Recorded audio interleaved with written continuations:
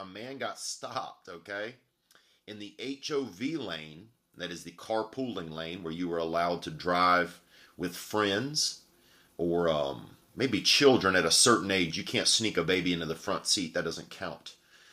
If you're doing that, that's nasty. Put your kid in. Hit this brief news topic. Speaking of Washington State, a man got stopped, okay, in the HOV lane, that is the carpooling lane where you were allowed to drive with friends or maybe children at a certain age. You can't sneak a baby into the front seat. That doesn't count. If you're doing that, that's nasty. Put your kid in the back seat, especially if it's just a baby and it's not making any choices for itself and you're putting it up there in the front seat so you can get to work quicker. It's a beautiful idea, but it's probably not safest. But a man got caught with a mannequin in his front passenger seat, but it was like a hot mannequin. Like he'd put like a blonde wig on it. It seemed to have a nice, at least a C cup. The cop stopped him. And my thought is, like, if you're going to put a mannequin up there, put a busted ass mannequin. A beautiful blonde mannequin is surely going to capture the desires of the eyes of an officer, so that's just baffling, I guess. You got to get a schlubby mannequin, get a fucking thick uncle, and that's always been one of my issues with mannequins, with these mannequin makers and distributors of fictional human figurines, is that the mannequins are never realistic. I remember shopping when I was a child, during the holidays, and it's like, I don't know if that sweater's where's the mannequin with the hunchback, or where the mannequin with the big mole on its neck, because how am I going to know if that sweater's going to fit my grandmother if the mannequin don't have a hunchback? I need to know if that sweater, I need a mannequin that's taking up a couple extra, maybe 2 more square feet up around the upper spine to know if that mannequin is, if that sweater is going to fit my grandmother. So I've always been, I guess, disappointed in mannequins, Or what about a mannequin with a little bit of like a limp, maybe 1 foot shorter than, or what about a mannequin with a little bit of like a limp, maybe 1 foot shorter than the other? My father, when I was a child, he had this gentleman that worked for him, just did some day work here and there. This kind of, he was a handicapped gentleman. What was his name? Marks was his name, a black gentleman, and he would watch us from time to time when my dad had to work. When we went to the office with my dad, Marks would watch us. And Marks had 1 foot, or one leg was about probably 3-4 inches shorter than the other. He was coming up light in one of his appendages. He was real, just I guess, shy in the femur.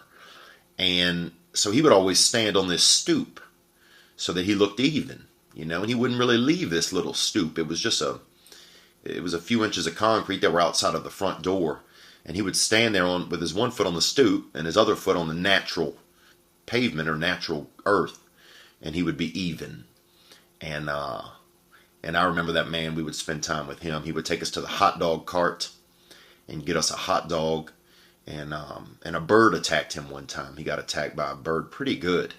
It was just a violent pigeon, I think.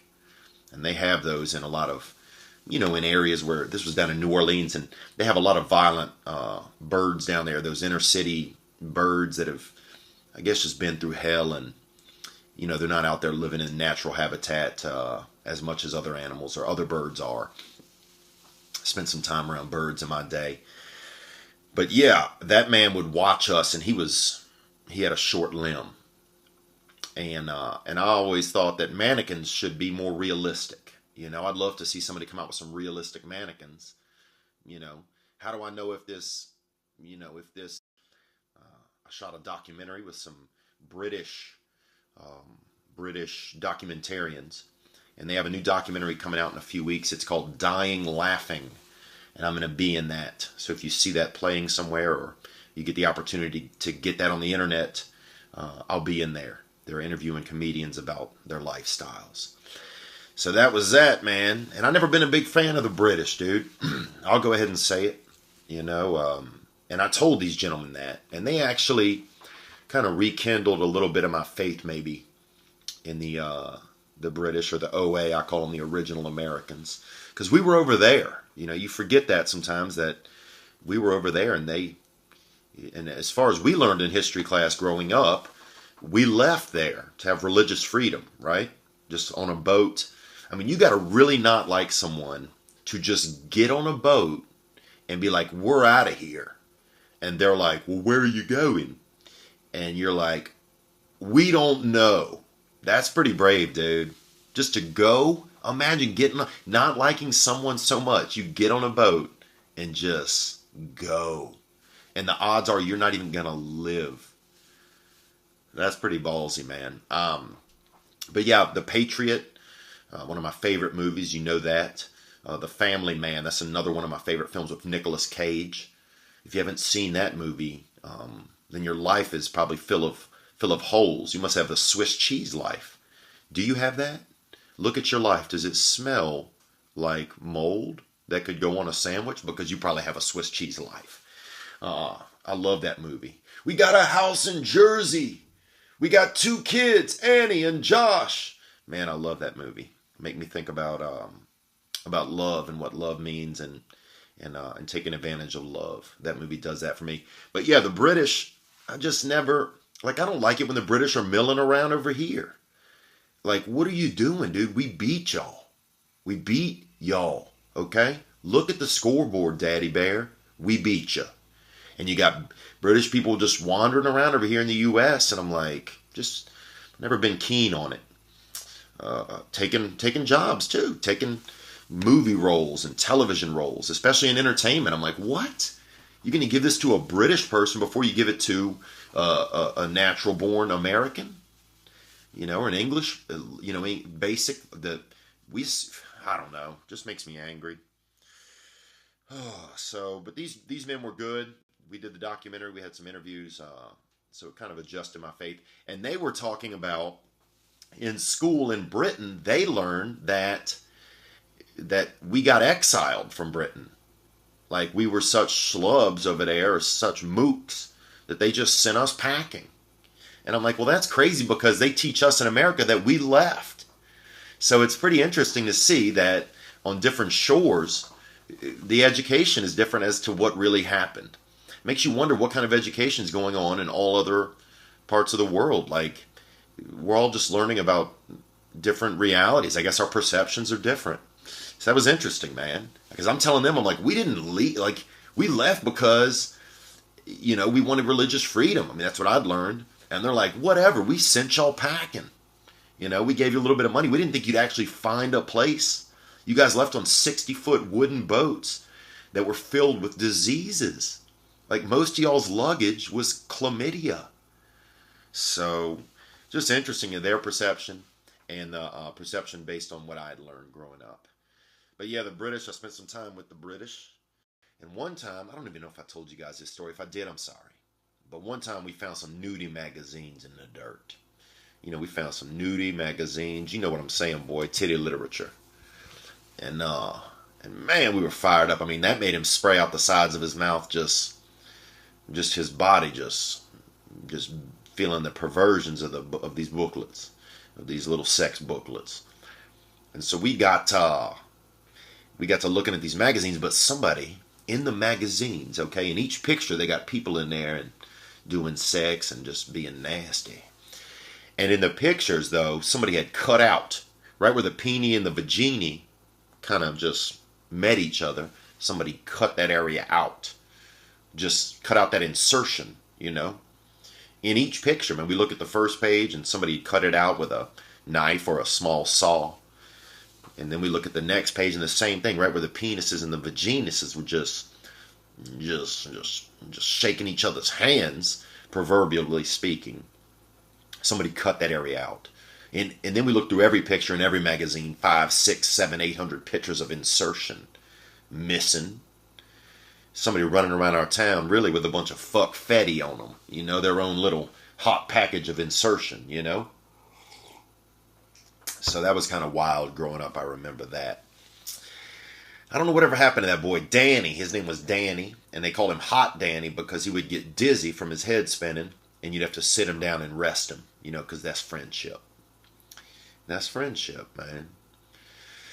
What else, man? What else is going on? The news, still everybody political. I don't care about it anymore. I got to keep my side of the street clean, dude. I don't have time to worry about all this bullshit. I don't listen to the news anymore. I can't believe in it though.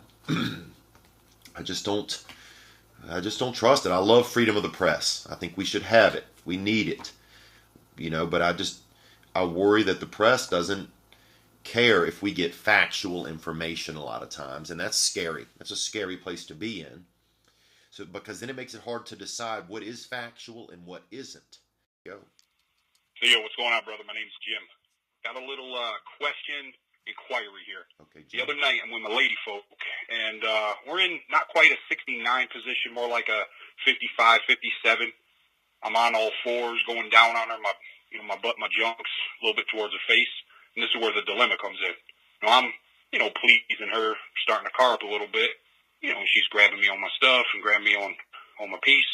And all of a sudden, I feel a little finger near my exit. Yeah. Now, we ain't never done this before.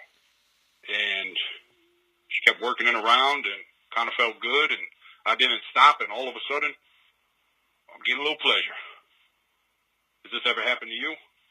And we didn't even talk about it. We just kind of changed positions and finished the business. I kind of liked it. Has this ever happened to you, brother? Love the podcast. Okay, I think Jim was the fellow's name there. And what I gathered there, it seems, he and his wife, or I think he said wife, were involved in some, sensual activities, and then she pleasured his, his buttocks, his butthole. If you want to say butthole, I guess let's just say it. She pleasured his butthole, touched his butthole, and that's an adult. An adult touching your butthole, it's legal, it's fine. He said they hadn't done that before, so that's new to them. So they're trying something new. I mean, that's always exciting. That's what life is. You got to get out there and try some new experiences. And he said that they didn't talk about it. Now, that's the part that's alarming to me, because if you don't discuss it,